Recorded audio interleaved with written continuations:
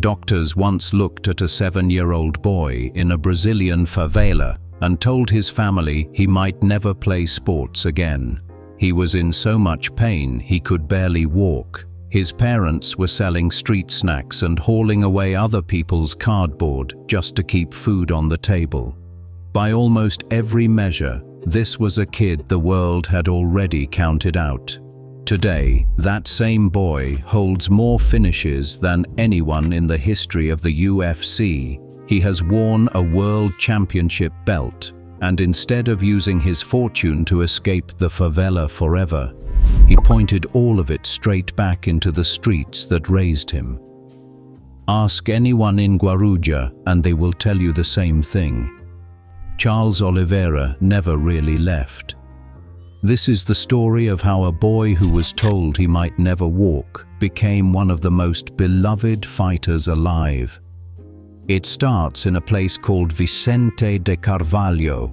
That is the favela in the coastal town of Guarujá in São Paulo, Brazil, where Charles Oliveira was born on the 17th of October, 1989. Like almost every kid around him, his first dream was football. He wanted to be a professional footballer, chasing a ball through the narrow streets of the neighborhood. But at the age of 7, everything changed. He was hit with rheumatic fever and a heart murmur, an illness that attacked his joints and his heart and left him in constant, crippling pain. There were stretches where he could barely stand. Doctors warned that sports were out of the question, and his family feared it could be far worse than that. He spent long spells in treatment, and for a while it looked like the poorest kid on the block might also be the most unlucky. His family did not have money to soften any of it. His parents worked whatever jobs they could find, and to help survive, the family sold snacks on the street and collected discarded cardboard to sell for scraps of cash. This was not a childhood with a safety net. It was a childhood built on hustle and hope. And then, slowly, his body began to heal. When he was around 12 years old, a friend from the favela introduced him to a local jiu-jitsu gym, a place where a coach offered free classes to kids from low-income families who could never have afforded them otherwise. Nobody expected much. This was the boy who had been told not to play sports at all. But something clicked almost instantly. Just 2 months after stepping onto the mats, Charles Oliveira won a São Paulo state championship. The kid who could barely walk a few years earlier had turned out to be a natural. He stacked up titles and medals as a teenager, and jiu-jitsu quietly became the thing that pulled him up and out. He turned professional in mixed martial arts as a young man, and in 2010, still only 20 years old, he signed with the UFC. And once he was in there, the world saw exactly what all those years on the mats had built. Charles Oliveira was a finishing machine. He did not grind out boring decisions. He hunted for the finish, locking up submissions from positions most fighters would never even attempt. Over time, he built a resume that speaks for itself. He holds the record for the most finishes in the entire history of the UFC, the most submission wins the promotion has ever seen, and more performance bonuses than any fighter who has ever competed there. But the road was anything but smooth. For years, Oliveira was seen as wildly talented and wildly inconsistent. He won thrilling fights and then lost others. He suffered through brutal weight cuts. There were nights that made people wonder if he would ever put it all together. He was, more than once, a fighter the sport threatened to write off all over again. Then came the redemption. In 2021, Charles Oliveira fought for the vacant UFC lightweight championship, and he won it. The kid from the favela who was told he might never play a sport was now a world champion in the toughest division in the game. He backed it up by beating Dustin Poirier, one of the best in the world, later that same year.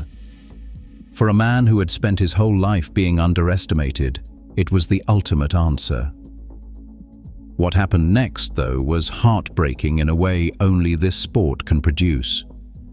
Getting ready to defend his title, Oliveira stepped on the scale and came in just half a pound over the limit.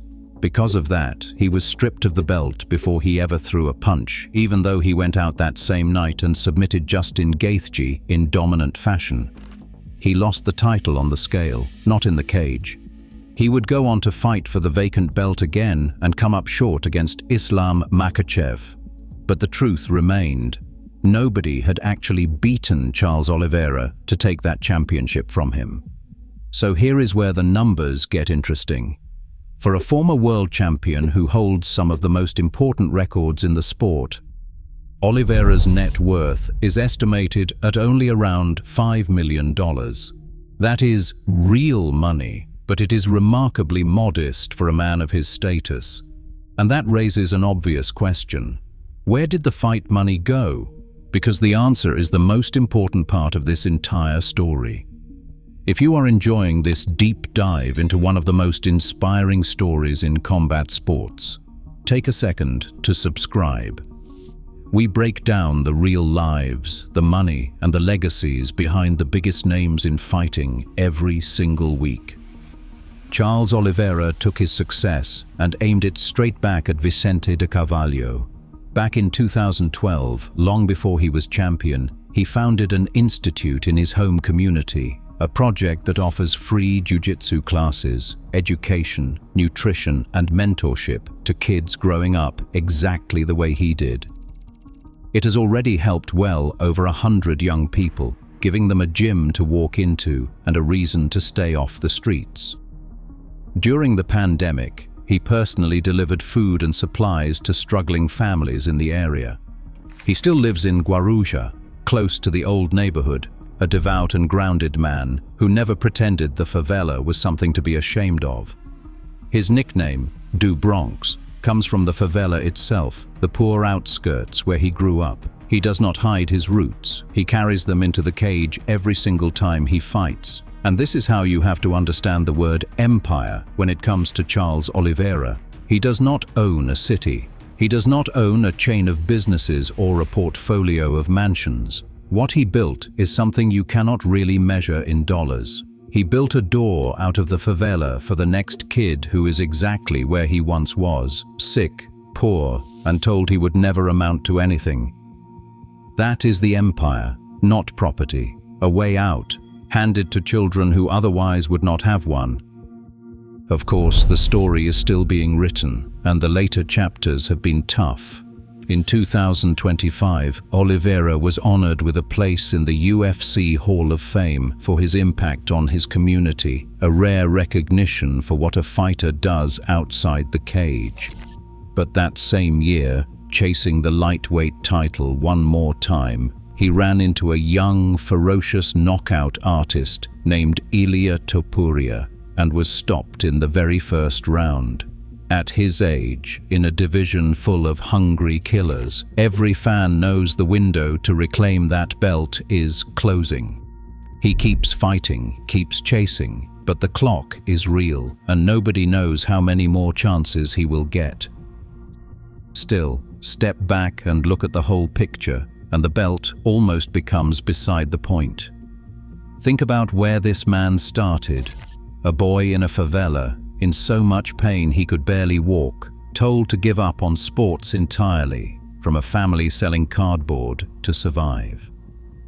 That boy grew up to become the greatest finisher the UFC has ever produced, a world champion, and a man who turned around and reached his hand back down to pull the next generation up with him. Whether or not Charles Oliveira ever wears gold again, that part of the story is already finished, and it already won. So here is the question worth sitting with. Years from now, when people tell the story of Charles do Bronx Oliveira, will they remember the records and the championship, or will they remember the kid from Vicente de Carvalho who came back to save the neighborhood that made him? Drop your take in the comments. We genuinely want to hear it. And if you want more real stories from the world of fighting, the struggles, the comebacks, and the legacies behind the biggest names, hit subscribe and stick around. We have a new one for you every single week.